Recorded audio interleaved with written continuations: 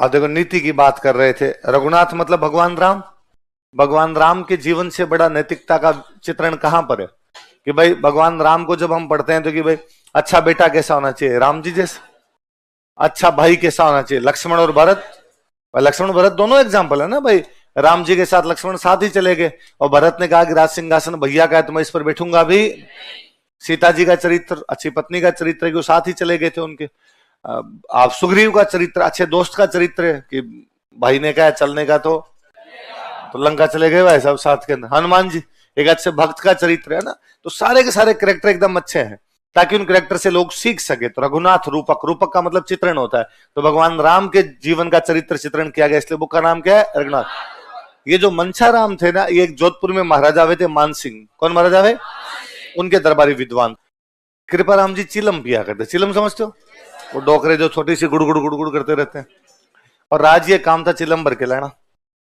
पर राजिया बड़ा टेंशन में रहता है एनी टाइम। तो एक बार कृपा राम जी ने पूछा कि यार चिल क्या करे यार, चेहरे पर हमेशा 12 बजी रहती है तेरे। तो राजिया ने कहा साहब मेरी चिंता है। किस बात की? कि मेरे बेटा नहीं है। तो ये मेरे मरने के बाद मेरा नाम समाप्त हो जाएगा। बेटा होता तो पीढ़ियां आगे चलती है, लोगों से फलान जी गुलाद, फलान जी गुलाद, फलान जी गुलाद, आदमी का नाम रहता है, मेरा नाम समाप्त। तो कृपा राम जी ने कहा भाई चिंता मत कर, तो चिलम भर मजे कर अपने। आज के बाद में जितने दोहे लिखूंगा उन सब में तेरा नाम लिख दूंगा। आने वाले समय में लोग उन दोहों को देख के लोग क्या कहेंगे? ये तो मैं कहता हूं हम तैयारी करने वाले लोग हैं, पढ़ने वाले लोग हैं। आप किसी सामान्य व्यक्ति से जाके पूछो कि राज्य के दोहे किसने लिखे, तो राज्य ने। भाई नाम से राज्य के दोहे, तो मतलब किसके दोहे हैं? राज्य। कृपा राम जी के दोहे नहीं बोलते हम इनको, क्या बोलते हैं? तो राज्य का नाम ही अमर करके चले गए थे। तो आपने कभी ये दोहे सुने हो तो? और सारे नीति के दोहे एकदम कि मतलब री मनवार नूत जिमावे चूरमो। क्या बोलो देखे? मतलब री मनवार नूत जिमावे। यदि किसी को आपसे मतलब है तो आपको घर पे बुलाएगा, मनवार करेगा। क्या जिमाएगा? बिन मतलब मनवार राब न प्यावे राजिया। यदि किसी को मतलब नहीं है तो कोई राबड़ी पिला के भी राजी। तो ये नीति है अपने आप में कि भाई साहब यदि कोई जरा आपको बुला रहा है घर पे, इसका मतलब उसको कोई ना कोई काम है। और जिस दिन उसका काम निकल गया उस दिन आपको पूछेगा भी। तो उन्होंने कहा नीति का पालन, ये नीति यही कहती है कि भाई हमें ध्यान रखना चाहिए कौन आदमी हमारा है और कौन आदमी हमारा नहीं। गह भरियो गजराज मद छकियो चाले मत है। गह भरियो गजराज, गारू से भरा हुआ, गजराज मतलब मद छकियो चाले मत है। जैसे शराब पीवा अपनी धुन में चलता है, आसपास की चीजों का लोड भी लेता। कुकरिया बेकाज रो वह भूसे क्यों राजिया। कुत्ते पता नहीं उसको देख के क्यों भौंकते रहते हैं। कहने का मतलब ये कि व्यक्ति को अपना काम करना चाहिए। लोग तो कुछ ना कुछ तो लोग कहेंगे, लोगों का काम है। आपको भी कुछ इधर उधर के मिल ही जाती होंगे कि ऐसे फ्री नहीं होगा, ऐसे भाई साहब तपना पड़ता है, तपना। ऐसे आरएस लग जाओ, कोचिंग के नोट्स पढ़ गए, फिर तो मतलब ही क्या है? नोट्स में से सवाल थोड़ी आते हैं कोई। तो आप उनको कह देना इस बार कि गह भरियो गजराज मद सखियो चाले मत है। कुकरिया बेकाज रोवे भूसे क्यों। पाटा पीड़ उपाव तन लगा तलवारिया, कोई वह जीबरा घाव रति न औसद राजिया। तन पे तलवार का घाव लग जाए तो पट्टी बांध लो, घाव समाप्त हो जाएगा, दर्द समाप्त हो जाएगा। वह जीबरा घाव। लेकिन यदि किसी को आपने गलत बोला है, रति न औसद राजिया, उसकी कोई भी दवाई, मतलब किसी व्यक्ति को कटु वचन कहने, तलवार वाला घाव एक बार भर जाए लेकिन कटु वचनों वाला घाव कभी भी भरता। तो सब दोहों के पीछे क्या लिखा? कस्तूरी काली घनी कांटा तुले, सकर घनी स्वरूप रोड़ा तुले राजिया। कस्तूरी काली घनी, कस्तूरी दिखने में सुंदर नहीं होती, कांटा तुले मतलब उस कांटे से तुलती है। इसमें सुनार सोना तोलता है क्योंकि कस्तूरी बहुत महंगी आती है, तो ऐसे खरीदनी पड़ती है। 1 ग्राम 2 ग्राम, 1 ग्राम 2 ग्राम के बाट केवल सुनार के पास होते हैं, क्योंकि सुनार से हम 1 ग्राम 2 ग्राम मांगते हैं। सुनार के पास आ गया थोड़ी को जो 8 किलो तोल दे। नहीं कहते ना, आजकल तो 1 ग्राम 2 ग्राम लेने में जोर आ रहे हैं। तो कस्तूरी कम हुआ है? क्यों अपने क्यों ध्यान रखा? है कोई भाई का ब्याह करना है? नहीं, मेरे तो आसपास में कोई शादियां है तो मम्मी ने हमेशा बात करते भाई सोनो बढ़ गया, सोनो बढ़ गया, अभी वापस कम हो गया। कि कल परसों कोई कह रहा था कि अभी और कम होगा। तो यूं घर वाले यूं अडिग के बैठेंगे, और कम होते टूट के पड़े बाद में। 5 ग्राम एक साथ खरीद ले। इतना सोना क्या करोगे इतने सोने का? कस्तूरी काली घनी कांटा तुले, सकर घनी स्वरूप। और सकर देखने में क्या होती है? सुंदर। स्वरूप मतलब सुंदर होती है। रोड़ा तुले राजिया, बाटों से तुलती है। क्योंकि शक्कर सस्ती होती, तो हम कहते 50 किलो दे दे। और पहले गांव में ये बड़े बाट जो होते पत्थर होते, 40 किलो का एक बाटा रखा हुआ है, 50 किलो का बाटा रखा हुआ है, तो व्यक्ति बाहरी आवरण से नहीं अपने गुणों से पहचाना जाता है। कस्तूरी के गुण अच्छे हैं इसलिए कस्तूरी महंगी है, शक्कर में इतने अच्छे गुण नहीं है इसलिए शक्कर सस्ती, दिखने में भले ही शक्कर सुंदर लगे।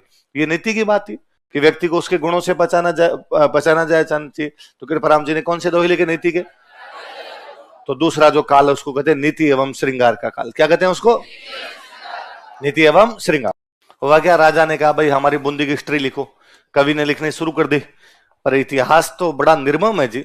इस इतिहास में जो सही है वो सही है और जो गलत है वो गलत। अब इतिहास में बूंदी का इतिहास लिखेंगे तो बूंदी के राजा लिखेंगे, तो बूंदी के राजाओं में कोई कमजोर भी हुए होंगे, अयोग्य हुए होंगे, तो कवि ने लिख दिया। अब एक तो बीच में दाब के फर्जी था, तो राजा ने कहा ऐसे लिख दो ना, कम अच्छा था ना। राजा का दादा पड़ता तो लगता ना उसका, तो कवि ने कहा ना ना ना, लिचड़ था तो लिचड़ लिखा जाएगा, ऐसा इसको भी ढंगा नहीं लिखा जाएगा। थोड़े दिनों बाद में किसी राजा के बारे में और लिख दिया, तो राजा ने वापस कहा थोड़ा ढीला हाथ रखो, फिर बीच में बंद कर दी, नहीं लिखूंगा। तो बाद में इनके बेटे ने कंप्लीट की थी। इनके बेटे का नाम था मुरारीदान। बड़ी शानदार पर्सनैलिटी थी, लंबी चौड़ी हाइट, एकदम व्हाइट दाढ़ी, और बड़े गुस्सेल स्वभाव के व्यक्ति थे। कि राजा ने जब कहा हिस्ट्री लिखनी तो कहा मैं लिख दूंगा, पर मैं लिखूंगा नहीं, मैं केवल बोलूंगा, लिखने के लिए लोग अलग होने चाहिए। तो राजा ने कहा ठीक है, कहा एक लाइन को एक ही बार बोलूंगा। और किसी ने दोबारा पूछ लिया तो देख लेना, ठीक है मेरी मर्जी आएगी तब बोलूंगा। तो बाद में आंखें बंद करके बैठे रहते, तो सामने 6 आदमी बिठाए थे, तो एक चूक जाए तो दूसरा लिख ले, दूसरा चूक जाए तीसरा लिख ले, और यदि दोबारा पूछ ले डंडा रखते थे पास में, छड़ियां मारते। तो बाद वो बापड़े तैयार रहते, सूर्यमल जी कहते हे लो लिखो, फिर 5 ही मिनट चुप हो जाते। वो यूं करते रहते कि अब लिखवाए अब लिखवाए। तो राम सिंह सेकंड जो था, उसका जो महल था उसके ठीक पास में इनका घर था। तो राम सिंह सेकंड एक कोई शादी करके आया, तो वो रानी जो थी उसको वो महल मिला इनके घर के पास वाला। तो उस रानी ने नोटिस किया कि सूर्यमल जी सुबह सुबह जल्दी उठे, अपने घर की छत पर गए और सूर्य भगवान को जल चढ़ाया। और जब जल चढ़ाया तब जोर जोर से हाथ जोड़े, ये सूर्य भगवान आज शाम से पहले पहले राम सिंह सेकंड की लाश घोड़े के पैरों में मिलनी चाहिए। हाथ जोड़ चले गए। तो रानी ने कान लगाई, ये आदमी तो कुछ अलग ही नहीं मांग गया, राजा की मौत की दुआ कर रहा है। उसको लगा हो सकता है भाई मेरे ही कोई रह गया वैसे। अगले दिन वापस नोटिस किया और सूर्यमल जी ने जोर जोर से कहा, हे सूर्य भगवान मैं चाहता हूं कि राम सिंह सेकंड की लाश आज शाम से पहले पहले घोड़े के पैरों में मिल जाए। उसने 2-3 दिन नोटिस किया। तीसरे चौथे दिन राजा जब खाना खाने के लिए महल में आया तो उसने पूछा कि अपने जो पड़ोसी हैं ये कौन है? और राजा ने कहा अरे मैं बताना भूल गया था, एकदम मेरे खास दोस्त लफ्ते जिगर मेरे जिगर के छल्ले सूर्यमल जी मिशन है, उनका घर है। और उसने कहा कि आप बोले हो, और वैसे ही दुनिया की हर महिला को लगता है कि मारला तो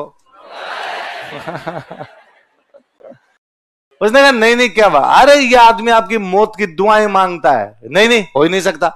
क्या कहते हैं कि सुबह सुबह उठते हैं और डेली उठते ही सूर्य भगवान को जल चढ़ाते हैं, और सूर्य भगवान को जब जल चढ़ाते हैं तब जोर जोर से कहते हैं कि आज शाम से पहले पहले राम सिंह की लाश घोड़े के पैरों में मिल जानी चाहिए। राजन का रिपीट क्या कहते हैं? ये कहते हैं आज शाम से पहले पहले राम सिंह लाश घोड़े के पैरों में मिल जानी चाहिए। सच में ये कहते हैं? अरे यार कितना मेरा भला चाहने वाले व्यक्ति हैं। तुम समझते हो इसका मतलब क्या है? इसका मतलब है कवि डेली कहता है कि राम सिंह को स्वर्ग मिले। घोड़े के पैरों में मिलने का मतलब है लड़ते हुए मारे जाना, लड़ते हुए मारे जाते थे उन्हीं को स्वर्ग मिलते थे। तो दिल्ली मेरे स्वर्ग की दुआ मांगते, ये कहते हैं। इस बात पे तो सूर्यमल जी को सम्मानित किया जाएगा। और रानी ने मन ही मन सोचा कि मारला तो साची बाकी वाले थोड़े बहुत हो सकते हैं, ये सच में ही बड़ा आदमी है एकदम। नाम से देखो देश दर्पण, मतलब देश पे लेगी, राष्ट्रवाद पे। अंग्रेजारी नीति, तो अंग्रेजों की नीति तो बुरी बताएंगे, तो देश दर्पण अंग्रेजानी शक्ति सूझ, शक्ति की मतलब शक्ति एक भागीरथी महिमा अलग मान लो, भागीरथी गंगा नदी कहते हैं, ये थोड़ी राष्ट्रवाद से अलग मान लो। बाकी तो राष्ट्रवादी किताबें सारी सारी। जैसे हमने अभी पढ़ा कि सूर्यमल जी कौन से राजा के दरबार में थे? राम। लेकिन शंकरदान जी किसी भी राजा के दरबार में नहीं, तो इनको बोलते हैं लोक कवि। क्या बोलते हैं? राजा के लिए नहीं लिखा, किसके लिए लिखा? जनता के लिए लिखा, लोक के लिए लिखा, इसलिए क्या कहलाते हैं? लोक। क्या कहा था अंग्रेजों को? मुल्करा मीठा। किसने? शंकरदान। इन्होंने वो राजस्थान की तारीफ में कहा था कि भाई राजस्थान में अपने बारिश कम होती है, तो कि बारिश कम क्यों होती है? क्योंकि पानी रोकाई प्याउणो आ रगत पियोड़ी रज। बोलो देखे, पानी रोकाई प्याउणो आ रगत पियोड़ी। रगत मतलब खून, रज मतलब मिट्टी। इस मिट्टी ने क्या पी रखा है? तो पानी रोका ही प्यावणो, इसलिए पानी पिलाने की आवश्यकता, पानी रोका ही प्यावणो आ रगद पियोड़ी रद, शंका मन में समझ जा। बोलो, ये समझ के मन में शंका करता है। घण नहीं बरसे गज। बोलो, बादल ज्यादा बरसता, उसको मन में शर्म आती है कि इसको तो क्या ही पानी पिलाऊं, इसने क्या पी रखा है? खून पी रखा है। तो किसने कही थी ये बात? ये भी एक बार राष्ट्रवाद जैसी बात है, लोगों के अंदर जोश जगाने वाली बात है। गोरा बादल रही बात, गोरा बादल के नाम तो सुने होंगे। वात मतलब वही कहानी, अपने यहाँ पे कहानी को वात कह दिया करते। अपने वात बन गया बात से। किसे बन गया? बात। कहते ना बात बता, तो बात से बन गया अपना वात। तो ढोला मारू अपने राजस्थान की सबसे अच्छी प्रेम कहानी रही। ऐसा कहते हैं कि ढोला जो था वो मध्य प्रदेश में एक जगह पड़ती है नरवर, कहाँ का था? वहां का राजकुमार था। और मारू जो थी अपने बीकानेर में एक जगह पड़ती है पुगल, कौन जगह है? वहां का राजकुमारी थी। तो ढोला और मारू के जो मम्मी पापा थे वो एक बार मतलब नरवर के राजा रानी और पुगल के राजा रानी पुष्कर नहाने के लिए गए। कहां पे? पुष्कर में कार्तिक पूर्णिमा का स्नान होता है, तो पुष्कर नहाने के लिए गए। तो पुष्कर जब नहाने के लिए गए तो वहां पर राजाओं की मुलाकात हुई, पुगल के राजा की, नरवर के राजा की। पुगल के राजा के 3 साल का बेटा, उसका नाम है ढोला। क्या नाम है? और उधर पुगल के राजा के 1.5 साल की राजकुमारी, उसका नाम है मारू। तो ढोला की उम्र कितनी थी? 3 साल। मारू की कितनी थी? पर उन्होंने कहा कि अपना रिश्ता पक्का कर लेता, बड़े होंगे तब हो जाएगी, भाई भेज देंगे इनको, शादी अभी कर दो। तो वहां पर इनकी 3 साल की 1.5 साल की उम्र में क्या कर दी गई? शादी। मारू बड़ी हो तब आप भेज देना, ठीक है। मुकलावा, मुकलावा समझते हो? तो बाद में हो जाएगा, शादी कर लो अभी। तो ढोला कहाँ का राजकुमार था? नरवर। कितने साल का था? मारू कहाँ की राजकुमार थी? कितने साल की थी? अब कहते हैं भाई समय बीता, समय के साथ में ढोला के माता पिता दोनों की डेथ हो गई। छोटी उम्र में जब ढोला था तभी उसकी डेथ हो गई, ढोला राजा बन गया। तो उसको ये जानकारी नहीं थी कि मेरी बचपन में शादी हो गई। तो उसने वहां मध्य दूसरी राजकुमारी से शादी कर ली, और उस राजकुमारी का नाम था मालवण। क्या नाम था? मालवा की थी, इसलिए क्या बोलते हैं उसको? माल। उस मालवण को यह पता चला कि मेरे पति ढोला की एक शादी मारू के साथ और हो रखी है, और उसको लगता था कि यदि वो यहाँ पे आ गई तो फिर तो सौतन आ जाएगी अपने। तो ये नहीं होना चाहिए अपने यहाँ पे। इस ढोला को इस बात का पता चलना नहीं चाहिए। इधर जब मारू बड़ी हुई तो पोगल वालों को लगा कि ढोला को मैसेज करते हैं आके मारू को लेके जाए।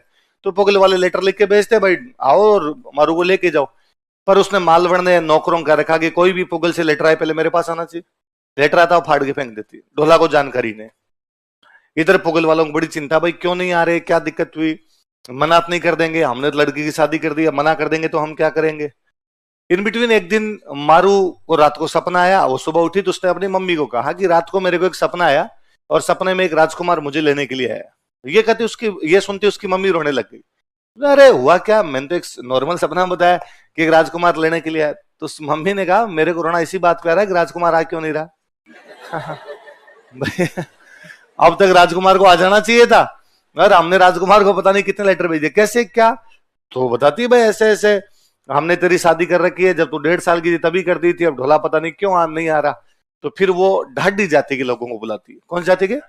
ढाडी जाति के सिंगर जो होते हैं उनको बुलाती है, और उनको बुला कहती है भाई लेटर पहुंचे नहीं पहुंचे पर तुम तो पहुंचोगे, तुम ढोला के दरबार में जाके उसे गीत गा के सुनाओ ये बात।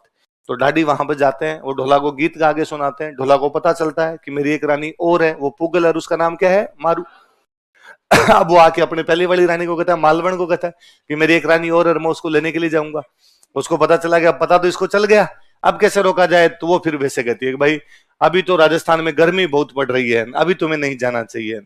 थोड़े दिनों बाद में सर्दी का सीजन है, उसने कहा अरे ठंड भी वहां तो और भयंकर पड़ती है, ठंड में भी नहीं जाना चाहिए। थोड़े दिनों बरसात का सीजन है, तो अपने बरसात ज्यादा होती है, तुम बाहर जाओगे नदी नाले उफन रहे हैं, कहीं डूब गए और हो गया तो क्या होगा? तो कई दिन तक उसने वैसे नहीं आने दिया।